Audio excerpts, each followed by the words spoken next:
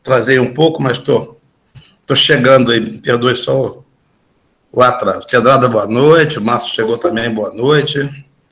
O Ítalo, boa noite. A Bruna, boa noite também. Falei com o Márcio, falei com a Alana. Boa noite, professor. Tudo bem? Boa noite. Tranquilo, vamos trabalhar então. No final de semana, eu postei para vocês quase todas as aulas faltantes, porque, em verdade, na minha programação, eu mandei para vocês aquele compromisso de promessa de compra e venda, que é um direito real recente, relativamente falando, tem um histórico muito interessante, que vai ser assunto do próximo encontro. A nossa ideia hoje é nós fecharmos o direito real sobre coisa alheia, os direitos reais sobre coisas alheias, vendo, já que já vimos o usufruto, vendo agora o uso e a habitação. Aí, segunda-feira, terça-feira que vem, já que quinta-feira que vem agora é feriado, né? Nós vamos ver a promessa de compra e venda, que tem um histórico muito interessante, tá? Tem uma razão de ser histórica muito interessante. Aí depois vamos ver penhor, na verdade vamos ver os direitos reais de garantia, na verdade, né? De maneira geral, que é a parte conceitual, uma parte mais ou menos extensa. Aí depois vamos ver penhor, que eu já cheguei para vocês, já emiti para vocês até o penhor, que é a aula 28, se não me engano. É isso, 25, 26, 28. Aí depois vamos ver a hipoteca, 29, e anticrese, enfiteuse, né? E tem mais uma coisa chamada renda construída sobre imóvel, que eu vou ver se abordo com vocês no último encontro nosso, né? Que vai ser na semana que antecede a avaliação de vocês, porque vocês vão ter uma semana muito atarefada, então a minha ideia é só levar a matéria até o dia 24. Professor. Pronto, amigo. Alienação fiduciária, ela é um direito real? Tratado especificamente naquele decreto-lei que você citou, inclusive, né? Decreto-lei 911. 900? Acho que é 911. Por aí, isso, porque quando vocês estudam direito administrativo e você vê uma coisa chamada reforma do Estado, houve 2 decretos-leis importantes. Foi o decreto-lei 700 e o decreto-lei 900. É isso mesmo, 700, 900, isso aí. Que fez aquela divisão da administração pública direta e indireta e tal. Então, naquele que criou a visão do que é administração pública direta, do que é autarquia, do que é empresa pública, do que é sociedade de economia mista, do que é fundação privada e tal. Bom, Cristiano chegou também agora. Boa noite, Cristiano. Então, houve aquele um volume grande de decretos-leis. E aí veio o decreto-lei 911, como você mencionou, criando a alienação fiduciária. Ela foi depois adiante, boa noite, Cristiano, ratificada, se não me engano, pelo texto legal, e, consequentemente, a alienação fiduciária ela passou a compor, já que é um direito real de garantia, como direito real, né? Porque é sobre a coisa. Né? Muito bem. Acho que já vimos a alienação fiduciária agora esse semestre? Sim, né? Eu não me recordo, não, professor. Não? Eu não me recordo, não sei, pode ser. Aqueles direitos como um todo. Eu vou dar uma pesquisada aqui. Mas não há problema, é o direito real. Deixa eu só ver aqui no rol.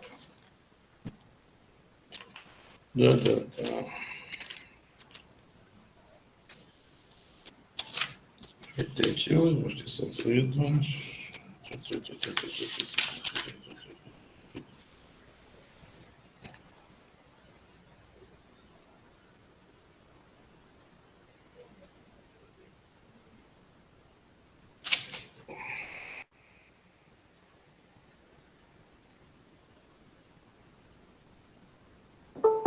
Ideal 70.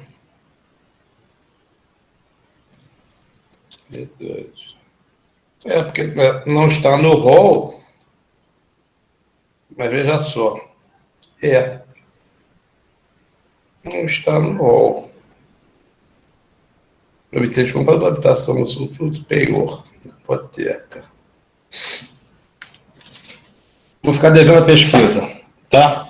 Pois é, a minha pergunta foi justamente em razão disso, dele não Isso, constar aí do rol, e como o rol é taxativo. Exatamente. Agora você me pegou nessa aqui. Eu vou dar uma pesquisada boa aqui para você e vou te esclarecer para o próximo encontro, tá? E ele é um gravame, né, como a hipoteca. A questão é essa, porque ele tem uma legislação específica, ele tem um tratamento diferenciado, né, uma lei extravagante que não foi recepcionada pelo Código Civil, mas já existia. Então, vale a pena eu dar fazer uma varredura aqui. Eu não sei se eu consigo fazer isso. Agora ainda, vamos ver.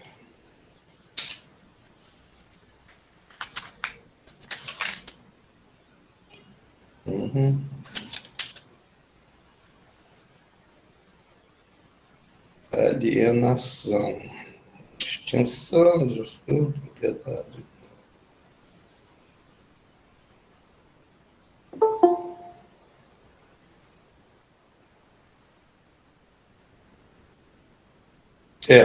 Para não dar tiro no escuro, você vai me permitir uma pesquisa, tá? Para não falar uma bobagem aqui, depois ter que voltar atrás aí, não vou dar batatada. Porque na aliança fiduciária ela gera, porque ela é um direito sobre a coisa que é garantia, e você dá uma coisa, que é o veículo, normalmente é o veículo, a máquina, não? Para garantir o financiamento, o empréstimo, alguma coisa assim. Ela foi melhor disciplinada tempos atrás, mas eu vou fazer uma boa pesquisa e depois eu te coloco certinho na aula que vem. Tá bom, Márcio? Não vou te responder agora. Tá ótimo, professor. Tá bom? Mas pode me cobrar que eu concluo isso direitinho. Então, vamos continuar aqui. Então, essa é boa. Quem tiver com tempo também sobrando aí, me ajuda. O que nós vamos ver, então? Nós estamos aí na questão do direito reais sobre coisa alheia. Quem chegou agora foi o Eric. Tá, o Renan. A turma está chegando. Tá. Voltando. Então, vamos lá. Espera um pouquinho. Deixa eu só fazer uma...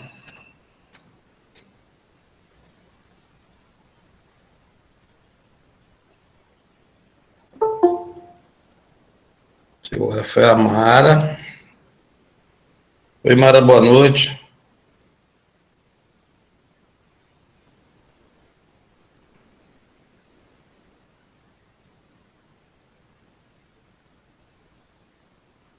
A gente tem que ver natureza jurídica de alienação fiduciária.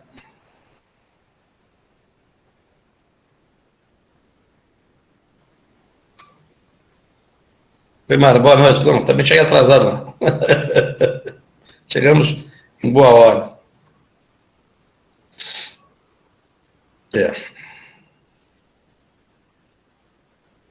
Tá aqui, ó. O decreto-lei foi regulamentado, depois ele foi alterado, foi revogado, na verdade, né? Pela Lei 9.514 de 97.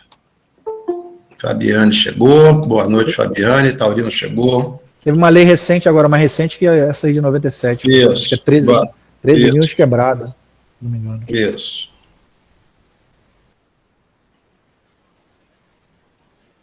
Porque eles foram partindo da aliança fiduciária, veículo é uma coisa, né? Bem imóvel é outra, né? Porque você houve uma extensão do atingimento dela. Tá certo. Vou ter que pesquisar, não dá para ver muito rápido assim, não. Deixa comigo. Tá consignado. A dúvida vai ser resolvida. Vamos lá. Voltando para hoje. Então, o que vamos ver hoje? Vamos ver a unidade 20 e 21, já que a nossa, perdão, 19 a 20, são uso e habitação. Quer dizer isso? Nós vimos lá, propriedade tem 3 poderes característicos, não é? Você tem o uso, a fruição e a disposição. O que é usufruto? É quando você, temporariamente, você desprende, você divide, distribui esses poderes entre mais de um agente, entre 2 agentes, pelo menos. Então, você deixa lá o proprietário, que fica com a disposição, e ele entrega o direito de usar e fruir para uma outra pessoa. Nomenclatura. Aquele que recebe o uso e o fruto vai ser chamado de usufrutuário, e aquele que tem apenas à disposição vai ser chamado de proprietário. Vimos as razões, vimos as origens, direito humano, né? E fizemos lá uma série de... apresentamos os direitos e os deveres do usufrutuário, né? E as modalidades, deixa eu ver aqui, peculiares, né? Especificamente. Vimos os deveres do usufrutuário e a extinção do usufruto. Fomos até lá. Muito bem. Assunto de hoje. O que está me batucando aqui, Marcelo, porque se não está no rol, não é um direito real. Né? Eu vou precisar. Agora eu vou resolver. Pode deixar. O artigo 1361 do Código Civil, professor, ele fala sobre a propriedade fiduciária. Está lá da propriedade resolúvel. Se está aí, talvez faça parte, né? Está nesse capítulo. Mas então a gente falou, deixa eu ver aqui. Não sei. Deixa eu ver. 1361. Deixa eu ver quem chegou aqui, Felipe. 1361. Vamos lá.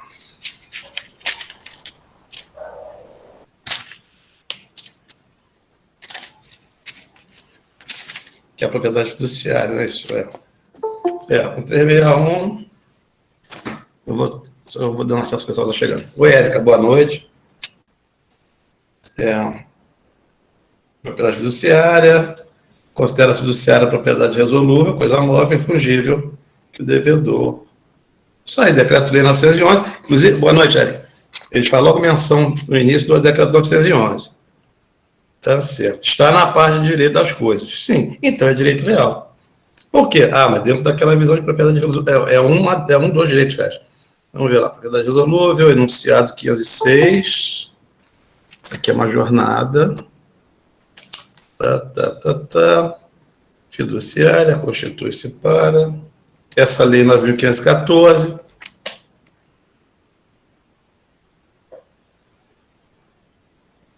Tá certo.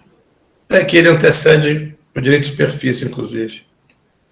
Propriedade resolúvel, 1359, 360, propriedade fiduciária, 1361, decreto 911.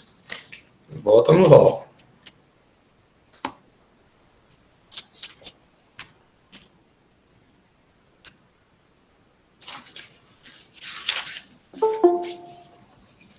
Vamos ver quem chegou aqui, Esther.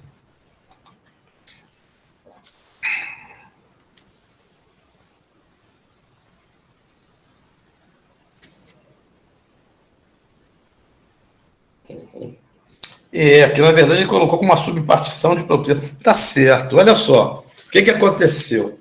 Na hora que ele indica como propriedade, como sendo um direito real, é o maior dos direitos reais, quando ele coloca propriedade resolúvel, propriedade fiduciária, são partições do direito real à propriedade. Se propriedade é direito real, quando você tem a propriedade adjetivada, ela também vai ser, por via de consequência, direito real. Agora eu entendi. Está me entendendo? Porque você tem o quê? Você deu uma situação de gênero, que é a propriedade, é o direito real por excelência.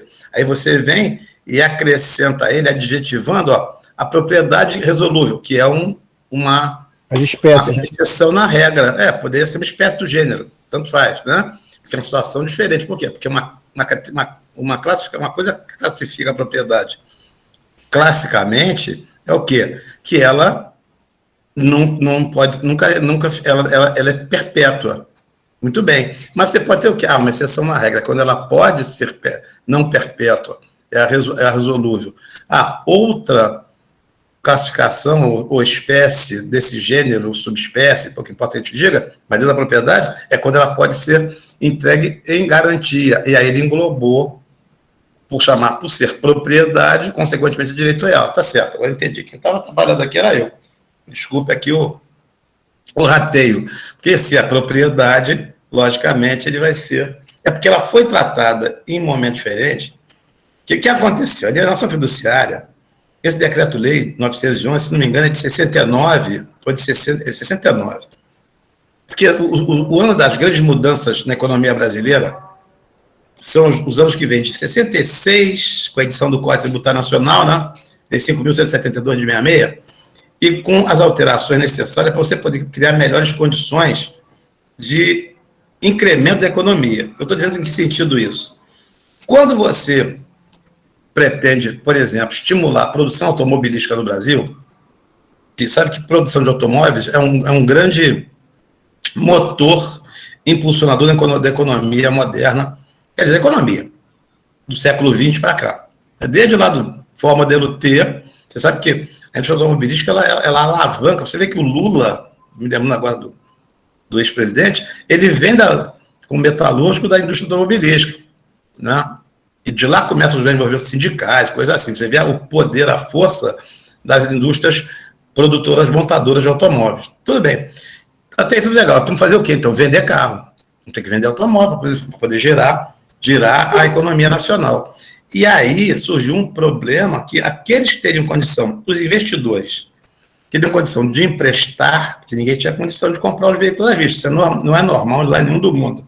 Você comprar bens duráveis, de alto valor agregado, à vista. Sempre se financia. Mas aconteceu uma coisa interessante. Não havia um mecanismo garantidor do ressarcimento daquele crédito para os emprestadores, para as instituições financeiras. Então, olha, eu quero um mecanismo que me garanta uma efetividade da devolução do valor, porque senão eu não vou colocar meu dinheiro para emprestar sem saber se eu vou conseguir havê-lo de volta, no caso de inadimplência. Aí, o que se fez? Amparado em legislação, inclusive americana, pouco europeia, mas é mais americana, foi editado esse decreto 911 com esse intuito. Olha só, vamos fazer um mecanismo aqui, enquanto você não tiver satisfeito o crédito que você proporcionou ao adquirente daquele veículo, você ficará proprietário daquele bem, para que a qualquer momento que você não for satisfeito no seu crédito, você possa ver aquele bem, com o fruto da venda do bem, você consiga haver o seu prejuízo, né? Reparar o mal que você sofreu. E aí você vai gerar uma economia muito mais pujante, né? Muito mais imediata. Você empresta logo. Por quê? Porque o sujeito não pagou, ele pega de volta. Então, o decreto-lei é editado. E aí, ele inferiu justamente em quê? Na situação de criar uma exceção na classificação genérica da propriedade, que é exatamente o quê? A perpetuidade que deixaria de haver por conta de quê? Da garantia dada. Havia garantia antes da alienação ser criada no Brasil? Sim, mas só a reserva de domínio, que era muito mais complexa para você fazer efetivamente, você conseguir haver a satisfação do crédito devido. Então, por isso que ela vem num momento separado, que depois ela vem a ser, já em governo bem recente, 97, a primeira legislação, ela vem a ser inclusa na legislação civil corrente. Isso aí, justamente, está certo. É um direito real, sim. É um direito real de garantia por conta da resolubilidade eventual da propriedade, porque ela foi transferida temporariamente para o credor para haver o crédito devido, para depois ela ser reintegrada ao proprietário original. Foi aquele que tomou o valor por empréstimo. Tá certo, exatamente isso. Acho que tá a ideia, tá?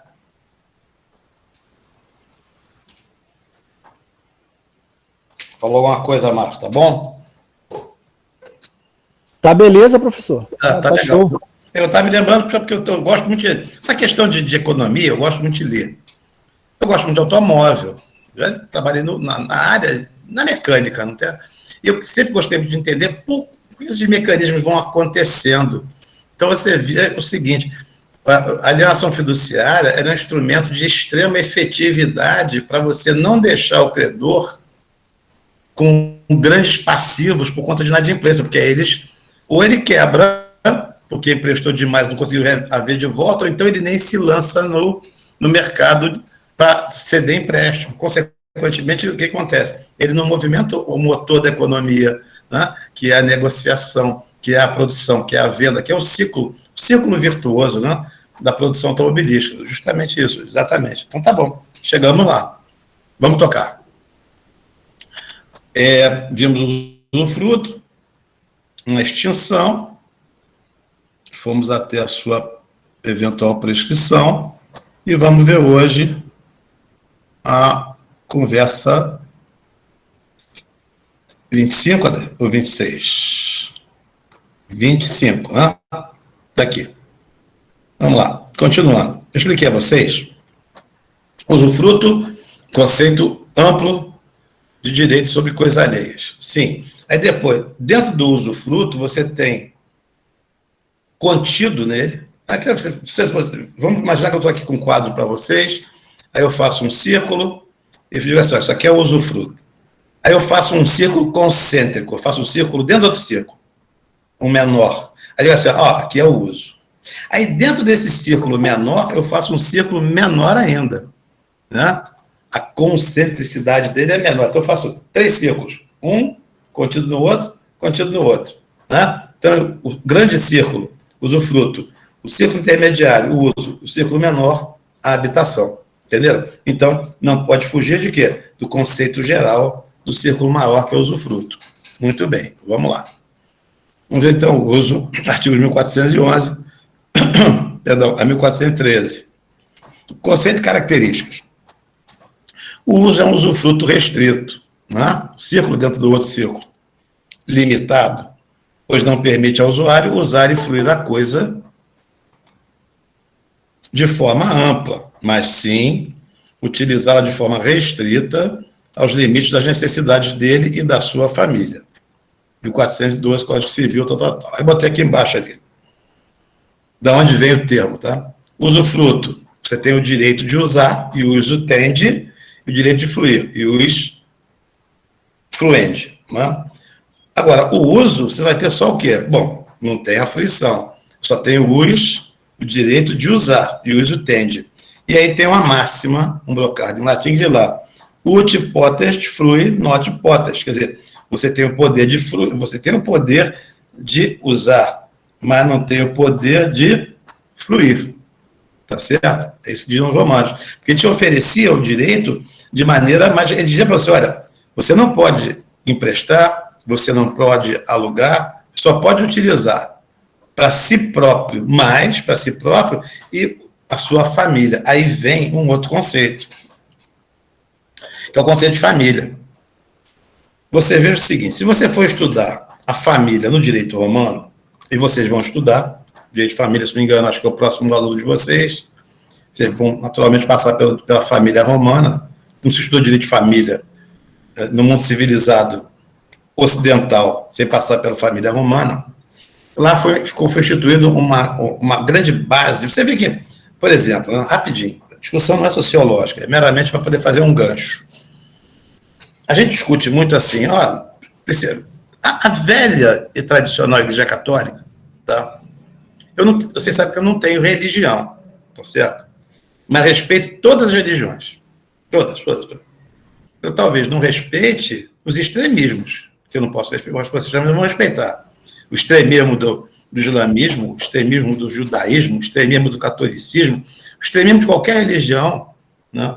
Você vê que a religião ela é tão perigosa quando mal utilizada, mal empregada, que há países do mundo, nações que proíbem até as religiões. Você vê que a China, por exemplo, tudo bem, é comunismo, né? Então, como ele sabe que a religião pode também ser um elemento que pode tornar o ser humano violento, ou também pode tornar o ser humano um questionador, e pode ser um bom questionador, né? Você vê que grandes movimentos religiosos criaram grandes questionamentos, sabe muito, o protestantismo de Lutero, depois de Calvino, então, criou grandes mudanças no mundo europeu, levar depois para o mundo americano, né, do novo país que se formava, nova nação que se formava, e criou povos com orientações sociais diferentes. Né? Tudo bem. Na China, só se permite uma religião, é o budismo. É permitido. Por quê? Porque o budismo é uma das pouquíssimas religiões do mundo, claro, que tem, eu falo que tem um atingimento muito amplo, como é o hinduísmo também, né? Mas o budismo especificamente, que não prega em momento nenhum a violência, não prega em momento nenhum a possibilidade de um seguidor daquela região ser violento, se contrapor ao Estado. Então, a China precisa justamente disso, de gente que não se contrapõe ao Estado. Tem que ter gente que goste do Estado, que obedeça ao Estado, que seja fiel e seja até uma serva do Estado. Né? O Estado comunista tem que ser assim. Todos têm que estar de acordo com o que eles desejam, os desígnios dos mandatários. Muito bem. Por isso que você fala sempre o quê? A família é a célula máter da sociedade. É isso que eu estou dizendo para vocês. Né? Então, preservar a família. Então, a gente trata muito sobre isso. Se você for estudar movimento marxista, marxismo, se você for estudar movimentos socialistas, comunistas, você vai descobrir o quê? Uma condição sine qua non para você implantar esses movimentos no mundo é o quê? A desagregação da família. Né? É você, tijolo por tijolo, desmantelar essa primária estruturação do ser humano para ser inserido na sociedade. A gente começa pela família. Muito bem. Então, a família romana tinha uma característica diferente. Por isso que quando você fala de pater familias, pai da família, né, o patrono da família, você tem um tipo de família que se caracteriza no direito romano, no Império Romano, no mundo romano. Por quê?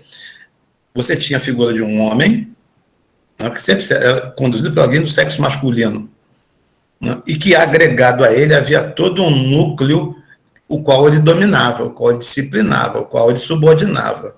Então era a mulher dele, os filhos dele. Quando os filhos se casavam, ou as filhas se casavam, eles iam integrar outras famílias, né? Constituiriam suas famílias. Mas enquanto os filhos eram solteiros, filhos e filhas, e todos os servos, escravos, normalmente, ou até estrangeiros que se agregavam àquelas famílias como preceptores dos filhos dos nobres e coisas assim, dos patrícios, eles todos ficavam subordinados a quê? A condução do pater família. Você vê que a situação do pater família era de tal sorte importante que o pater família podia até, em certos casos, que ele se sentisse, por exemplo, ultrajado, humilhado, constrangido, envergonhado por um filho ou uma filha, um integrante da família romana, ele poderia até condenar aquela pessoa à morte, como ele quem condenava, ele o julgador e ele o executor. Ele podia matar o filho, matar a filha, né? Matar o servo, matar o escravo. Então, vejam só, o poder do pater era extremamente grande, né? Diferente. Né? Boa noite, Joana. Inclusive... Boa noite, professor. Boa noite. Ele conseguia, inclusive, dentro daquele núcleo familiar dele, ele conseguia manter certas leis do próprio Império Romano, do direito romano, fora dali. Para quê? Para disciplinar a família, para estruturar a família, por quê? Para ele lançar depois seus entes familiares para a sociedade, para o mundo romano, para povoar aquele império, para organizar aquele império, para estruturar aquele império. Ou seja, os romanos tinham, fundamentalmente, na constituição deles, claro, depois tudo se perdeu, né? Você vê a história da grandeza e decadência do Império Romano, você vê que depois tudo se perde na luxúria, na riqueza, nos prazeres, tal. Mas não vamos chegar nesse ponto, não, porque aí você tem uma história de quase 2.000 anos, 1.500 anos para chegar nesse ponto. O que acontece? Essa sociedade que começa muito disciplinada num seio familiar, ela é um bom amálgama, um bom cimento, um bom barro para se construir uma grande sociedade. Sociedade guerreira, conquistadora, disciplinada e coisa assim. Tudo bem. Por que eu estou falando isso? Porque a gente, quando transporta esse conceito de família, da família romana, do pater família, para a família moderna, existe um pulo muito grande, um salto muito grande, né? Mas, na verdade, não foi um salto, foi um processo evolutivo muito grande. Então, quando você fala em família, no direito de família nosso, moderno, eu falo de direito de família, até posso chamar isso de direito de família quase que universal, moderno, você vê o seguinte, aquela família romana é chamada de a grande família, ou a família ampla, conceito de família amplo, vasto, que é o líder da família, o chefe da família, a mulher, filhos, filhas, servos, escravos, né? É toda uma entourage, né? Um grupo que circunda aquela figura do pater. Tudo bem. Mas essa família não é a família que o uso moderno objetiva. O uso moderno ele objetiva aquele chamado pequeno núcleo familiar ou pequena família. Quem é a pequena família? A pequena família, que se entende modernamente, é quem?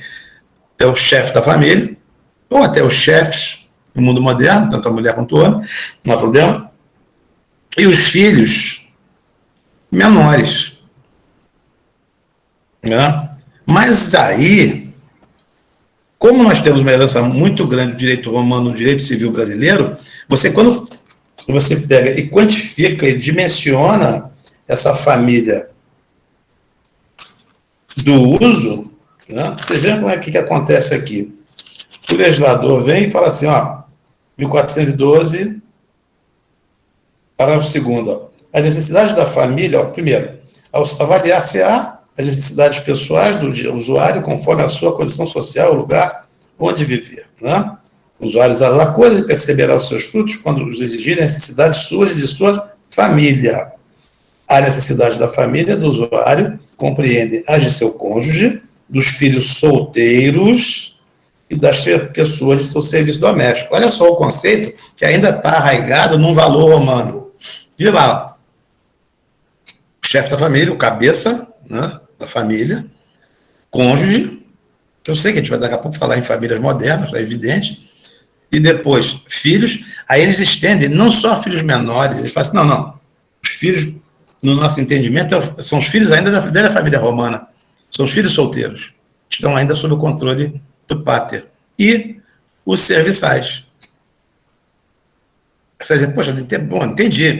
Só que essa definição conceitual, ela é muito boa, muito bem feita, ela é inteligente porque ela se lastreia, né, ela se ampara no direito romano, mas nós sabemos que na atualidade, no direito civil brasileiro, esse instituto do uso é praticamente inexistente.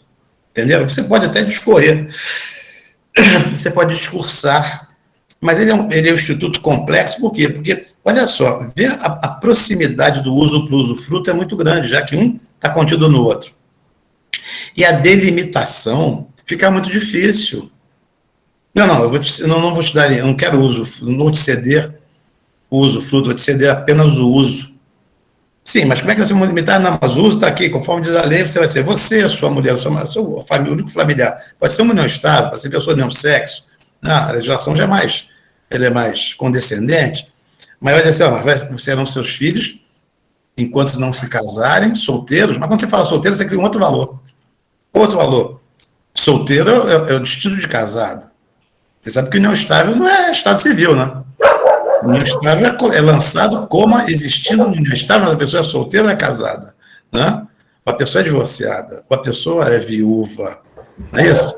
Então, se você tem esse valor distinto, como é que você vai conseguir traçar os limites do que seria devido ao filho solteiro ou ao filho não solteiro que já constituiu sua família? Mas é difícil você delinear isso no dia a dia. Então, o uso praticamente não é utilizado. Ele pode ser perguntado para você apenas num concurso público. Se você buscar aí questão de concurso público, pode até ser que você encontre, eu não encontrei. Tá? Então, o uso do direito brasileiro, ele é empregado como regra apenas isso aqui, uso de jazigo perpétuo. É o grande exemplo acadêmico. Por quê? Vamos voltar no tempo. Opa, a Sara está no trabalho? Tá bom. Tá, um abraço para ela aí. Por que isso? E vejam só.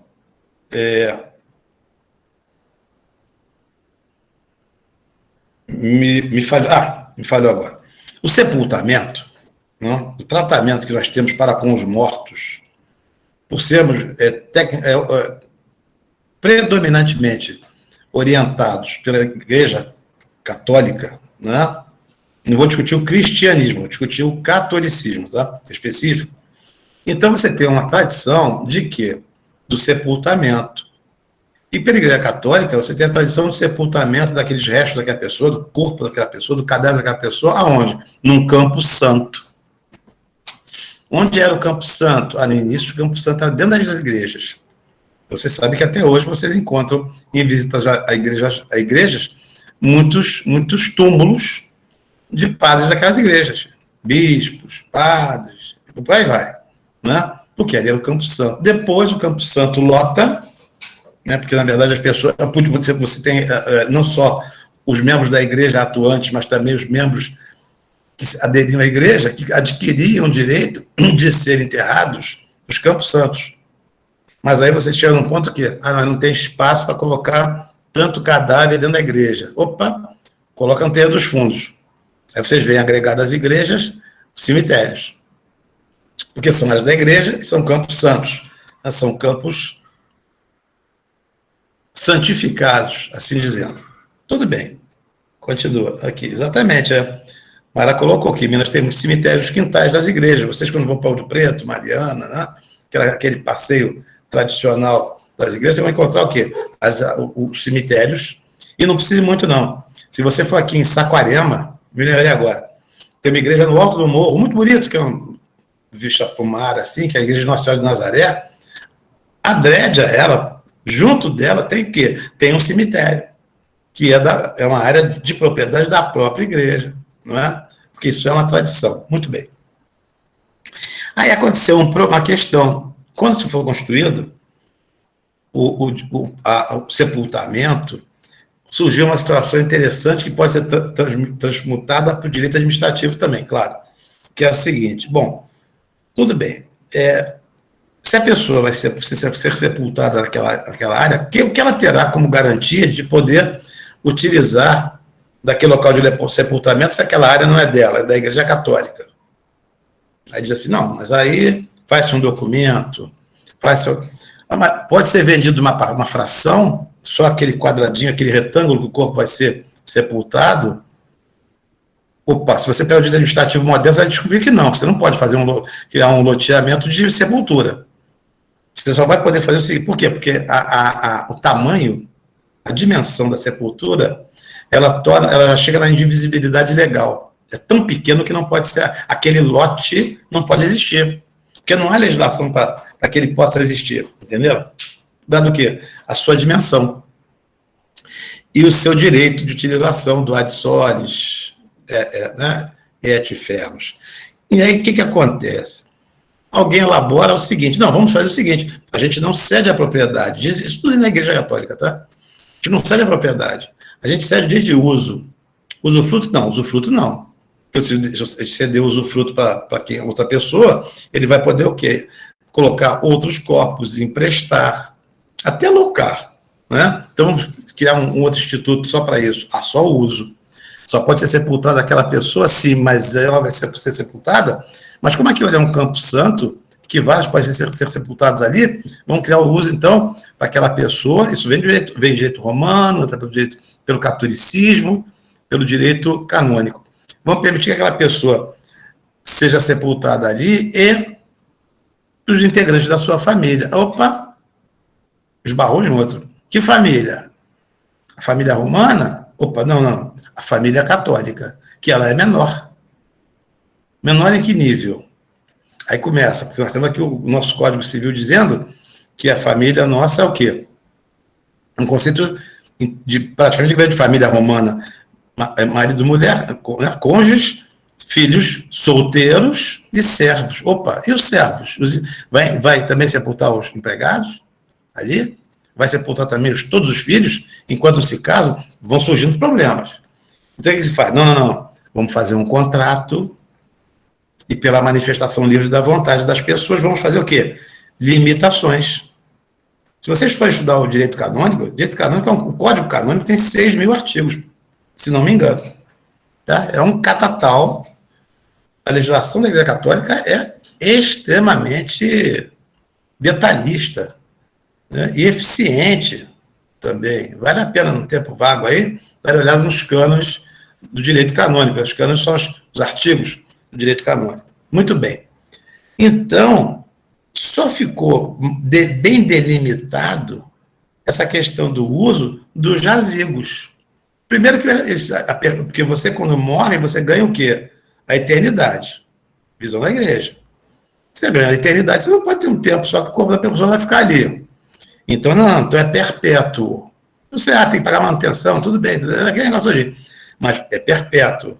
Quem pode utilizar? No contrato que vai ser feito agora, quando a pessoa vai negociar, já não mais com a Igreja Católica somente, mas também com empresas privadas que têm esses chamados cemitérios modernos, cemitérios parque, por exemplo, ele diz o quê? O direito de uso se restringir-se-á a o próprio, está adquirindo direito de uso, cônjuge, e de lá, normalmente se diz assim, filhos menores ou filhos solteiros. Porque se não houver nenhuma previsão legal naquele contrato, até os empregados, pelo conceito de família romano, vão poder ser alvo do sepultamento. Então, se limita. Por isso que você, de vez em quando, pode receber uma pergunta assim, doutor, é que eu tenho lá o direito de uso de um jazigo que eu adquiri para mim, para minha família, mas tem um amigo que tem uma pessoa doente na família dele, que eu gosto muito, eu queria sepultar ali. Aí você vai falar, não pode, porque está a restrição do uso, é restrição à família, tão somente. E essa família, no direito de uso moderno, né, pode ser tratada contratualmente, ela ainda vai excepcionar no contrato o direito de uso de quem? Dos empregados. Tá? E tem até jurisprudência sobre isso, para impedir essas situações, essas questões. Mas para nós só que é importante exatamente isso. O que pode ser objeto de uso? Apagou aqui um momentinho. Sempre, tanto faz coisas móveis como coisas imóveis. Um momentinho.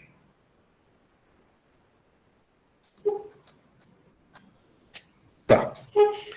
Desde que não fungíveis e não consumíveis. Então você tem que ter o quê? Coisas móveis? Sim. Não podem ser o quê? Objetos simples, fácil troca, são determinados. Não são bens determináveis. E não consumíveis é que não se destroem de imediato pela utilização. Então tem que ser bens duráveis, não é isso? Bens não consumíveis. E depois lá, eu coloquei assim, ele está circunscrito às necessidades pessoais e da família do usuário. Falamos sobre família. Vocês vão estudar isso muito melhor no direito de família, claro, né? O histórico da família romana, 1412, parágrafo 1º, e a previsão de sua extinção está no artigo 1410, porque aí você aplica o quê? A extinção genérica do usufruto, não é? Que vai se estender, claro, círculos concêntricos, vai se estender tanto para o uso quanto para a habitação, né? Vamos lá. Então, volta no 410. Tem que pode extinguir o usufruto? Renúncia ou morte do usufrutuário. Então, renúncia ou morte do usuário. Não é isso? Depois, pelo tempo. Olha, o uso é por X tempo, 5 anos, 10 anos, 15 anos, não importa. 3, pela extinção da pessoa jurídica. Lembra lá que nós falamos sobre os 30 anos, né? De uma certa vida estimada que ela tem pelo entendimento da doutrina.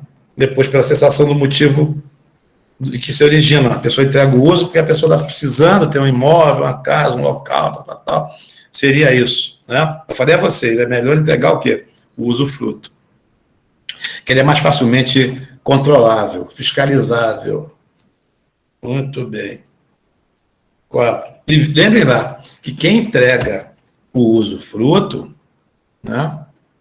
Ou quem se... Melhor, desculpem. Quem se reserva o usufruto, em geral, quem é? É o doador. Eu te presenteio, você fica com a propriedade de disposição, eu fico com a propriedade de usar e fluir.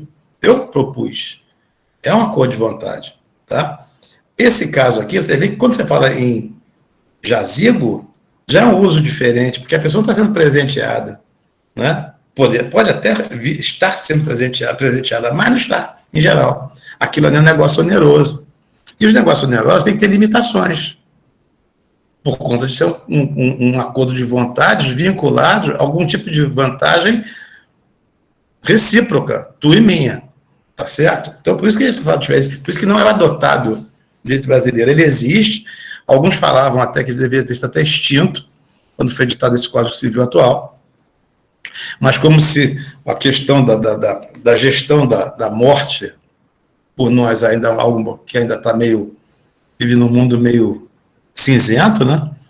E você tinha ainda uma extrema influência da Igreja Católica na criação, na constituição de legislações. Você vê que o divórcio no Brasil, o Brasil é um dos últimos países do mundo civilizado a adotar divórcio, por causa da pressão de onde? Da Igreja Católica. Que durante muitas décadas conseguiu impedir a criação do divórcio por conta de quê? Do sacramento do casamento, da indissolubilidade do casamento, por ser um quê? Algo sagrado. Daí o termo sacramento, tá certo? Então vocês viram que a igreja tem esse poder muito grande. Então o uso foi quase que deixado ali como uma reserva para emprego da própria igreja.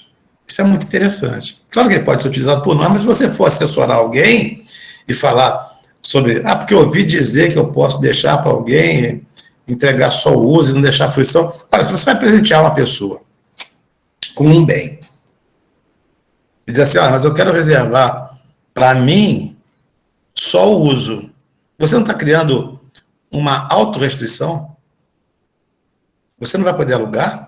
Você não vai poder emprestar para alguém que você goste? Só vai poder usar você próprio e seus familiares mais próximos por ato de vontade tua? Você não vai querer. Porque é uma restrição exagerada. Você vai ter um óbice tão grande em relação ao teu poder, aos poderes da propriedade, que isso não vai ser conveniente, razoável. Não vou dizer conveniência, tem uma coisa desagradável. Razoável, entendeu? Então você vai sempre o quê? Restringir o proprietário que você, o donatário, a quem você entregou aquele bem em doação, você vai restringir o quê? Você vai guardar o que para você? Use o fruto, porque a ele pouco importa, como no proprietário, se você vai usufruir ou só usar, entendeu? Porque o uso é algo pouco abordado. Eu estava dizendo para vocês, motivo de extinção, a extinção da pessoa jurídica, cessação do motivo de que isso origina, a partir daquele pressuposto que aquilo foi entregue graciosamente e tal. Mas aí é um bem móvel. É um bem móvel, mas é algo não consumível. Então você entrega, se for o caso, um bem incomodato. Entendeu? Pode ser feito assim também. Pergunta. Professor, desculpe, eu não entendi muito bem. Então, você pode reservar só o uso e pode reservar o uso fruto, é isso? Isso, você pode, já pela teoria do círculo, né? Se você pode reservar o usufruto, você pode reservar apenas o uso. Mas seria conveniente ser feito? Só isso que eu questiono. Entendeu? Até porque se você for a um cartório e fizer uma consulta, não se nominando advogado, advogada ou bacharel, conhecedor da lei, e falar nessa questão de doar e reservar o direito de residir ali, tal, vão dizer, não tem problema, só vai fazer uma doação com uma cláusula de usufruto, né? Com pacto adjeto, criando um gravame, pouco importa. Porque o próprio servidor que te atender, se você não explicar muito bem o que você quer em relação ao uso, ele não vai saber constituir esse gravame. Porque ele não conhece, porque ele nunca fez. Se você perguntar para ele, você tem alguma escritura, né, de doação, que houve uma reserva de poderes da propriedade, somente a reserva do poder de uso e não de fruição, ele não vai encontrar. Entendeu? É um instituto anacrônico. Tá? Ele vive lá no mundo romano, onde ele vivia melhor. Pronto. O senhor me perdoa. Minha cabeça está meio lenta, não sei. Eu não estou conseguindo compreender. O dono, né, eu sou proprietário. Eu vou fazer uma doação para uma pessoa. Para mim. Isso, faço uma doação para o senhor. Tá. O que quer dizer eu me reservo o uso? Como assim? Para eu usar? Eu permito que o senhor só use? Não, entendeu? Olha só. Quando você, sendo doador, você entrega a propriedade do bem para mim. Não entrega? A doação é isso. Você aliena aquele bem do teu patrimônio para o meu patrimônio. Alienar é transferir. Muito bem. Aí você diz assim para mim, olha, daí, alienar eu quero, presentear eu quero, mas eu quero reservar para mim, você diz isso para mim, reservar para mim o direito de residir nesse imóvel, se quiser manter fechado, ou alugar ou emprestar. Você concorda? Você está perguntando isso para mim. Aí eu falo para você assim, concordo. Ou então eu posso falar para você uma coisa simples para mim, assim, olha só, Márcio, desse jeito eu não quero, eu não concordo. Então, essa doação só vai se perfazer no momento que o donatário, que é aquele que está recebendo o lado bom do negócio jurídico gratuito, está recebendo patrimônio, você está perdendo, na hora que ele aceita uma pequena restrição que você pretende fazer. Porque a gente associa muito o usufruto, sempre a imóvel, claro, e a gente associa muito o usufruto a quê? A vitaliciedade, que a gente sabe que não é a regra. A regra é a temporariedade mesmo. Olha, eu quero que você faça, daí, eu vou te presentear com o imóvel, mas eu quero ter o uso fruto desse imóvel por 5 anos, por 3 anos. Bom, aí eu aceito. Enquanto vida eu tiver, não sei, tu vai ver muito mais do que eu, talvez não me seja conveniente ser apenas no proprietário. Exatamente, entendeu? Então, é o doador que propõe, nunca o donatário iria propor, isso é meio ilógico, né?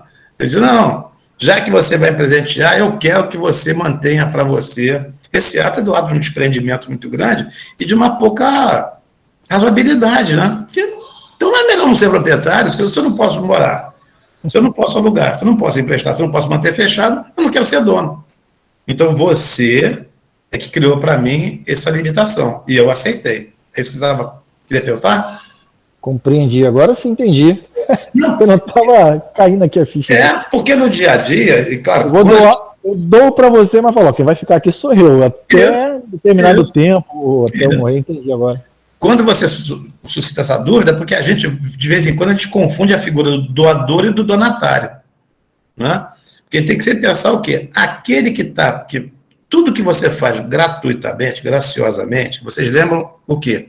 Nós vamos chamar sempre de ato de liberalidade. O que é liberalidade? Liberação é quando você... Até que vou usar uma palavra do vulgo, um termo, liberou geral. Né? O que você associa a liberou geral? Se for numa festinha, vai ser o diabo lá, né? Vai beber, vai acontecer tudo, vai pular nu na piscina, não sei o quê. Por quê? Porque algum freio moral foi descompensado, foi solto ali. Mas e a liberação é quando você está... E a liberação, tecnicamente falando, não é o vulgo, não estou usando a palavra no vulgar. Quando você fala no liberar, o liberar é o quê? É você entregar algo que está na tua esfera patrimonial, graciosamente, gratuitamente, para uma outra pessoa. Por isso que a gente fala do liberou geral. Eu falo, não, fulano chegou lá e fez coisas que a gente nunca pensaria que ele fosse capaz de fazer. Por quê? Porque ele se entregou, se deixou levar pelo mundo. Então, o ato de liberalidade é quando você abdica de um direito teu em prol de outra pessoa.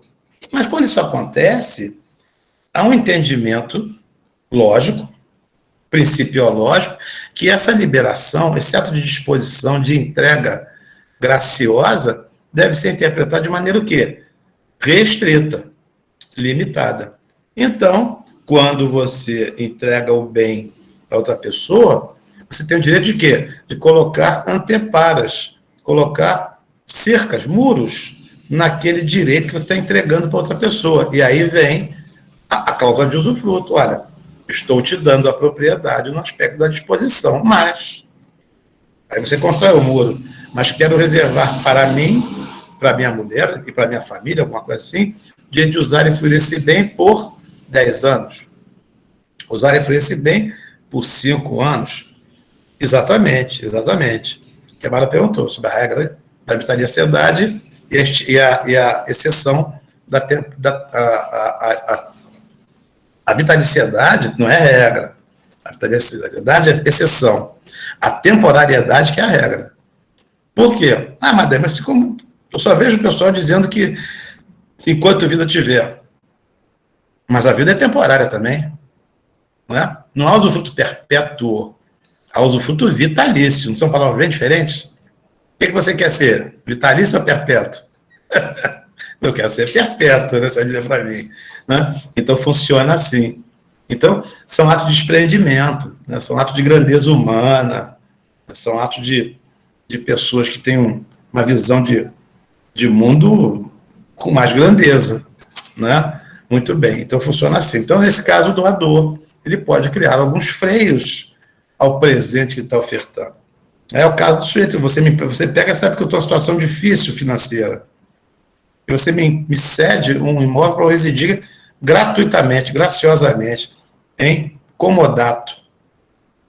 Aí, comodato, aí você um dia passa pela casa que você me colocou, me deixou morando lá porque eu estava me aprumando na vida novamente, e você passa e vê lá que o muro da casa está tudo infiltrado, está descascando tudo, e está vendo que aquilo ali está desmantelando.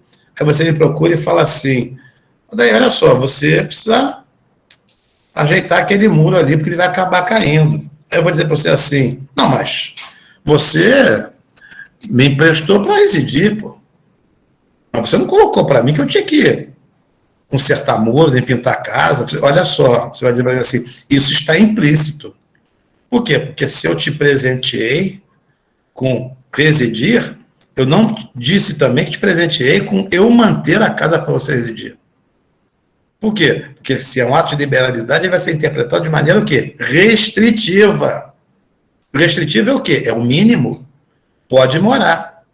Eu me lembro uma vez de um cara que pediu um carro para mim emprestado, muito tempo atrás, cara, foi até professor, beócio aí, disse professor. E quando ele me devolveu o carro, eu vi que eu estava com pouco combustível, eu entreguei para ele o carro com, sei lá, meio tanque, e ele rodou com o carro, disse que voltar no mesmo dia, voltou no outro dia e tal, me entregou o carro, eu peguei e saí com o carro para ir no posto de combustível para abastecer o carro, 400 metros depois que eu saí de dentro do condomínio que eu morava na época, o carro morreu porque não tinha mais combustível. Estava de cada procurar, eu disse, poxa vida, eu te emprestei o carro, você podia pelo menos devolver com o combustível que eu te entreguei, com a quantidade que eu te entreguei. Ele disse, não, se você me emprestou, você não disse para mim que eu tinha que colocar gasolina. Pô, amigo, é um ato de liberalidade. Por isso que eu disse que ele se dizia professor, porque não podia ser. É um crápula até hoje, né, viu? Então, o que acontece? Ele não pode partir do pressuposto que eu vou entregar o veículo. Exatamente.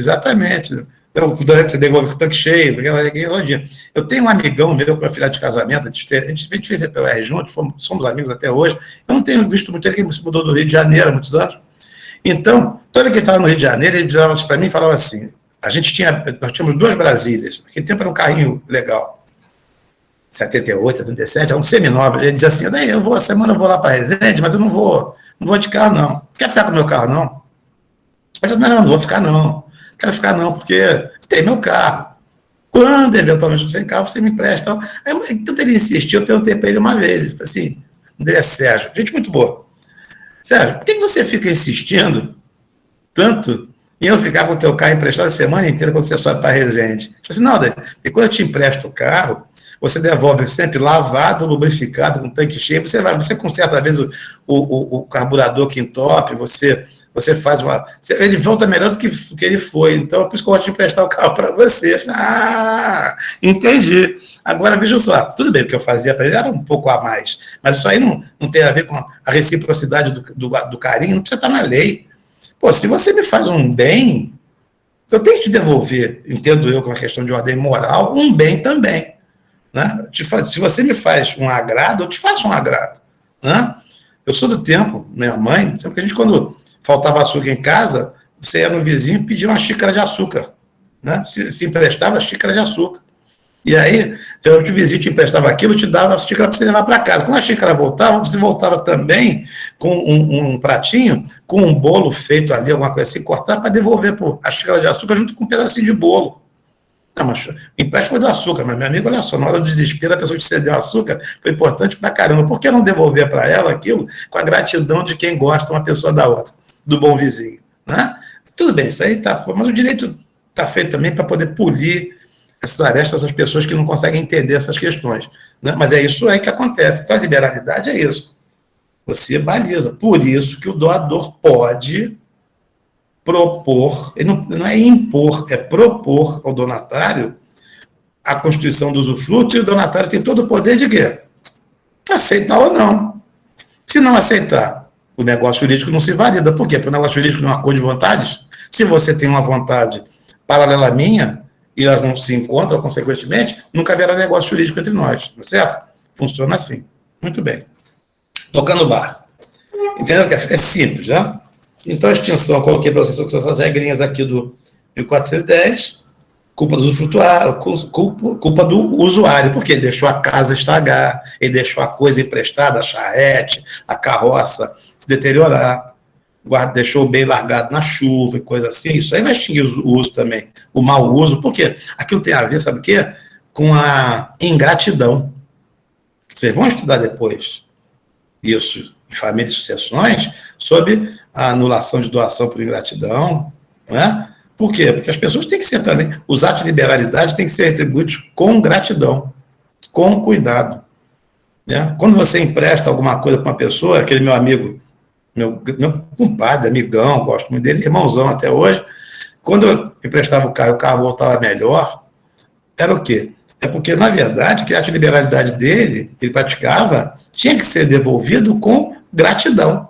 E gratidão é pelo menos lavar, pelo menos manter abastecido, pelo menos deixar entregar o veículo nas condições que ele foi recebido, e se tudo for bem, um pouquinho melhor, para mostrar que vale a pena ser bom, não vale a pena ser camarada, vale a pena ser amigo, senão você vai começar a achar o quê? Cara, toda vez que empresta alguma coisa, volta quebrado, volta com defeito, não faço mais favor para ninguém, ou não faço mais favor para essa pessoa, assim que a gente vive no dia a dia.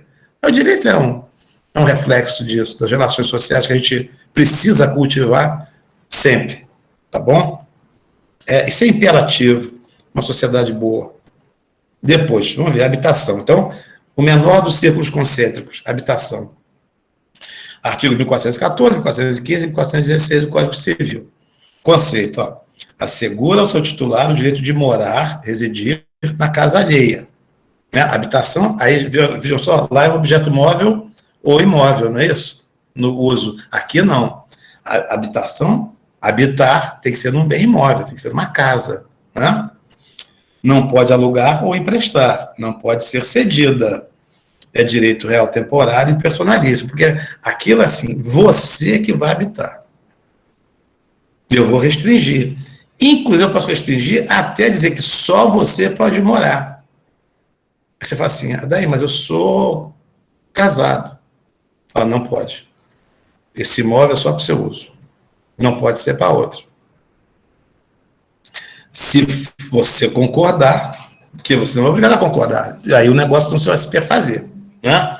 Então, a habitação, olha aqui, essa definição pelo Carlos Roberto Gonçalves é uma definição que vem do direito humano também, porque ela tem situações de, por exemplo, aqueles empregados que trabalham fora das sedes das empresas para quais trabalham, que tem que ficar em lugares distantes, tem que dormir, alojamentos, ou então, às vezes, não só alojamentos, às vezes até pequenos imóveis, apartamentos, quartos, suítes, coisas assim, de uso exclusivo deles. Né? Então, você encontra muita habitação em contrato de trabalho, realização de cursos e coisas que tais, que você vai encontrar essa questão de entregar para alguém e pode dizer, não, o senhor pode ficar com a sua esposa, a senhora pode ficar com o seu marido, né? A senhora pode ficar com seus companheiros, muito bem. Filhos, não, filhos menores. Não. Tem todo um desenho mais restritivo. Não é que você pode aceitar ou não. Isso acontece, eu dei um exemplo, né? Também está ligado, também ela é temporária, e se houver o falecimento daquele que desempenha, né, que usa, ou que desfruta, não vou usar o termo usar influir, porque então, que desfruta a habitação, se ele falecer, ato contínuo, já que é personalíssimo, não é? Aquele direito se vai. Personalíssimo está preso a pessoa, a vida dela é condição sine qua non para que ele existir, ele é intransferível. Muito bem. Você encontra essa habitação, por exemplo, em relações de contrato de trabalho. Exemplo mais clássico que eu sempre coloco, são aqueles apartamentos que existem nos prédios, edifícios, né, nos edifícios, para residir o porteiro, pessoa de portaria. Então está aqui, tem aqui um apartamento de quarto, sala, cozinha, que é entregue para o porteiro residir. Ele vai residir com quem? Aí o contrato de trabalho vai dizer, não, só pode residir com o senhor e a sua família menor. Não, o senhor, sua esposa e seus filhos menores, alguma coisa assim, os seus filhos solteiros. Cada contrato de trabalho vai delinear isso de uma maneira. Por quê? Porque a habitação oferecida, vocês sabem que é um salário indireto, né? Que não vai compor até, se for eventualmente depois, um cálculo. Por isso que geralmente a pessoa, por isso que geralmente o contrato é como é feito. É entregue o direito de usar, mas o usar, de habitar, perdão, de habitar, mas de habitar remunerado. Fará jus a habitar o imóvel, sendo pago o valor de X, a título de aluguel, regularmente descontado no valor do seu salário mensal, entendeu? Por causa da composição de salário indireto, que isso vai reverberar em todas as indenizações, né, todos os ganhos legais que a pessoa pode fazer jus. Então tem que ser feito com certo cuidado. Tem um entendimento jurisprudencial, por exemplo, caseiro e coisa assim, que, porque a casa do caseiro, ele vai habitar ali, aquele não dá salário indireto, porque ele entende que a entrega graciosa já implica num ato de liberalidade do proprietário daquele bem, do empregador, e aquele ato gracioso não deve ser tratado como remuneração. Então, você tem tratamentos diferenciados para salário direto em áreas rurais, para áreas urbanas e coisas assim. Mas esse direito de trabalho eu não domino, não. Tem que perguntar lá para o Rodrigo. A regulamentação não é legal, falei aqui, vou ler para vocês. E o direito do cônjuge com o sobrevivente. Porque como ele é extinto, ele é intransferível, exceto numa previsão na parte de direito de família, artigo 1831, isso é 1831, deixa eu ver aqui, 1831, deixa eu olhar essa aí mesmo.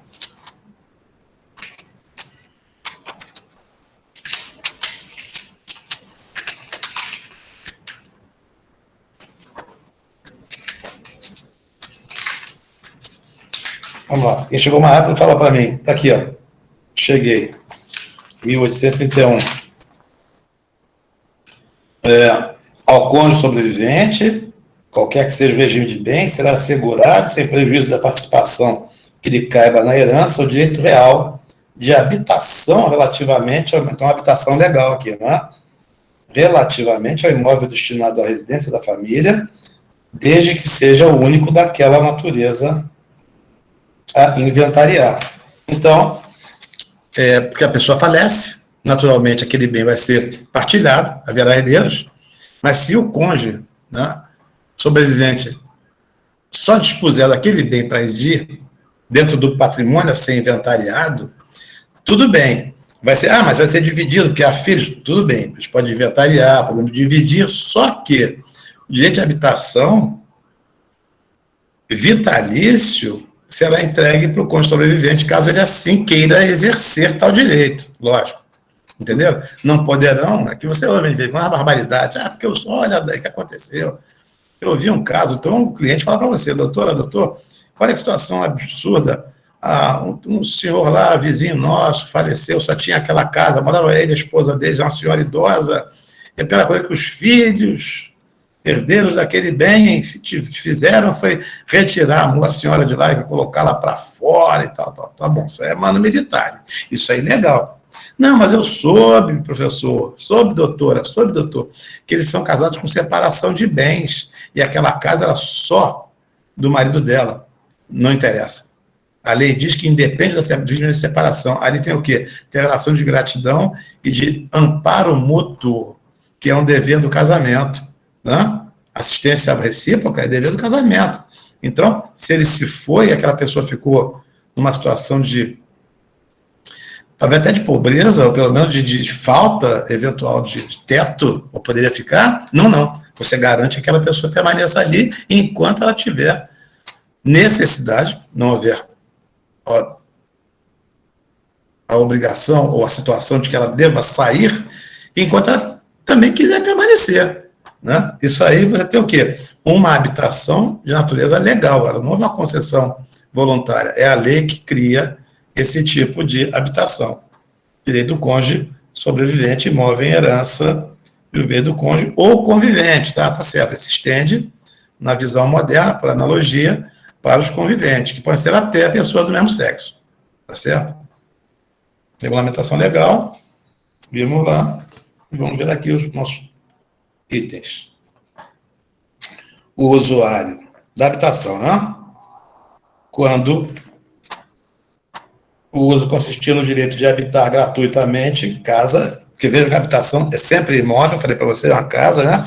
É para habitação, direito maior, a moradia, casa alheia, o titular desse direito não a pode alugar, nem emprestar, mas simplesmente ocupá-la com sua família.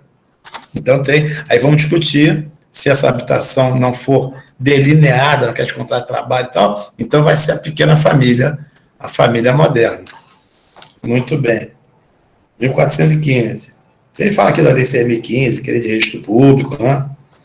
Coisa aqui. 1415.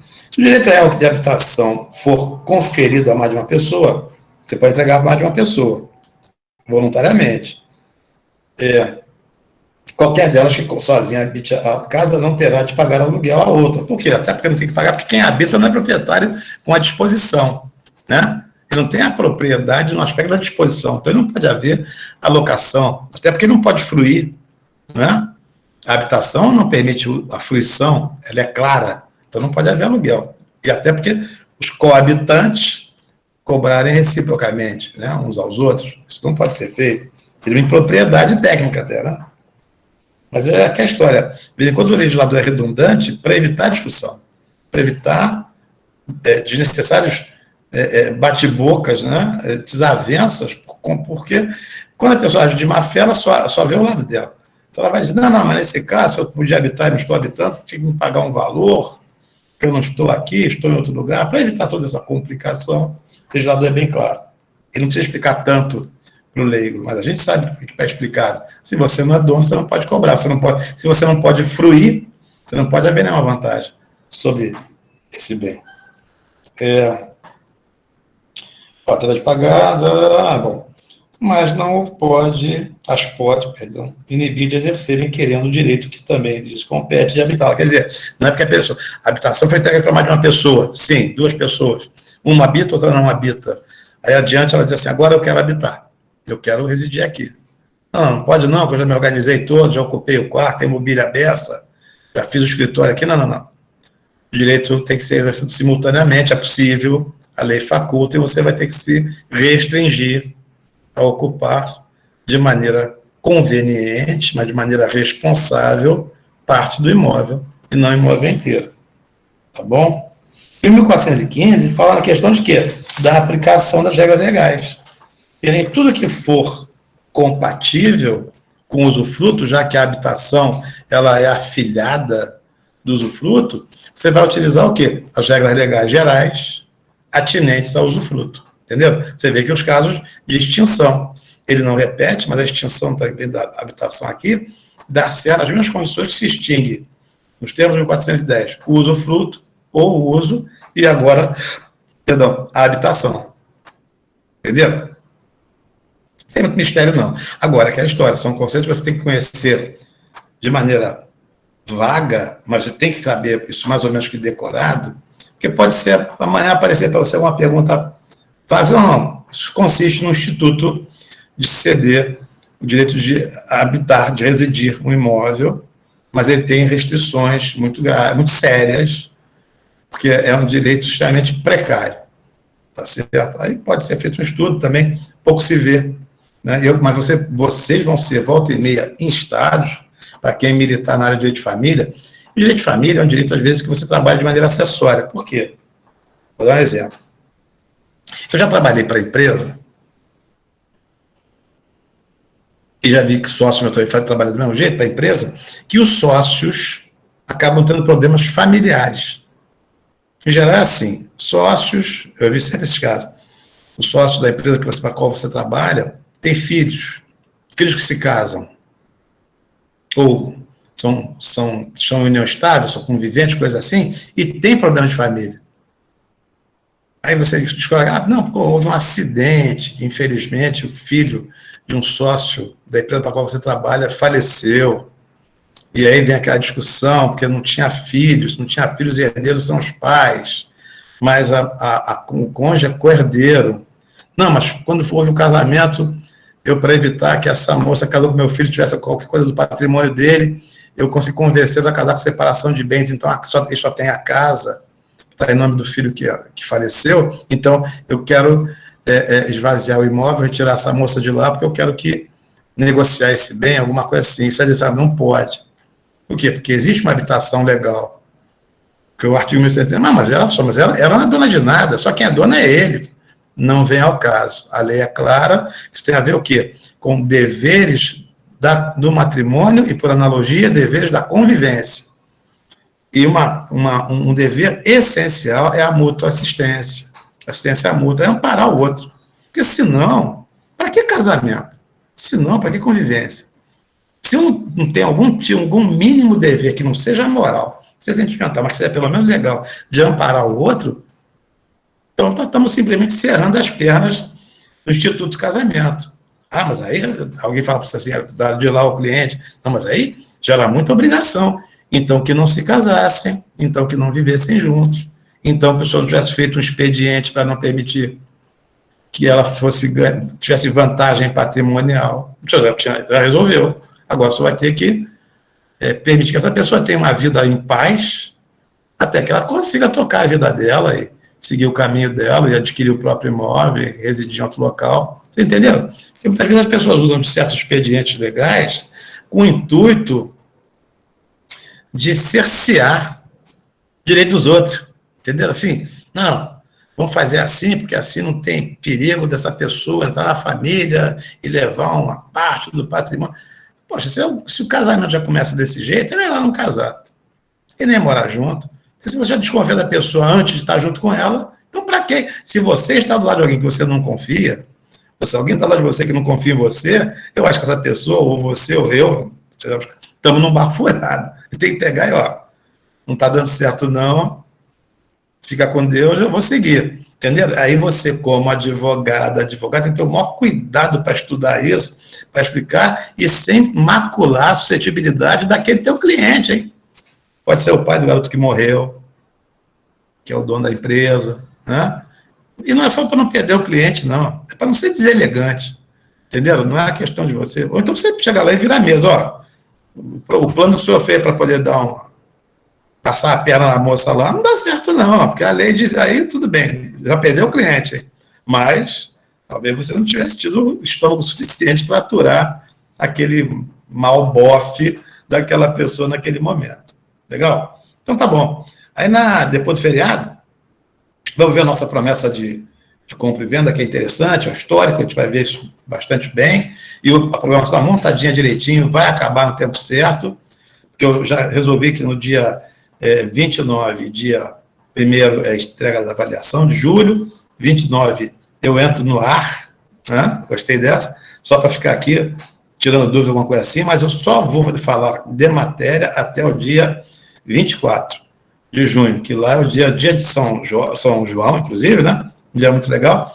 Então a gente acaba o nosso curso, se Deus quiser, por lá. Faltando alguma coisa, posso até tentar marcar uma horinha extra, mas não vai faltar, não. Vai dar tudo certo, tá bom? Bom feriado para você, um feriado da Igreja Católica, Corpus Christi, né? Mas um feriado bom para todo cristão. Tá? Boa noite, professor. Boa noite também, Márcio. Um grande abraço. Boa noite, ótimo feriado. Boa noite, professor. Oi, tá bom. Tá bom. Até quinta-feira, tá bom. Mara, um abração, Vim, boa noite. Boa noite, professor. Oi, Ítalo. Boa noite, professor. Grande abraço. Oi, Boa noite aí. Boa noite. Oi, Paulo César. Boa noite também, um abração, hein?